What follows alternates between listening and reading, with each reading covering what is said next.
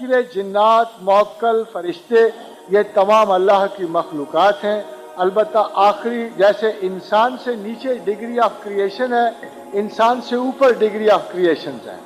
इंसान अशरफुल मखलूक़ात नहीं है, बल्कि इंसान आसन तकवीन यानी नीचे जबीली और अर्जी मखलूक़ात की बेस्ट ऑफ दी एवरेजेस है।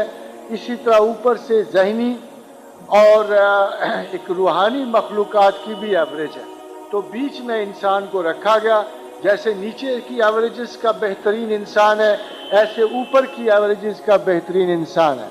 इसलिए परवरदिगार ने इंसान के बारे में कहा, लक़द खलक़नल इंसान फ़ी अहसन तक़वीम, मैंने इसे बेहतरीन तनासुब में रखा है।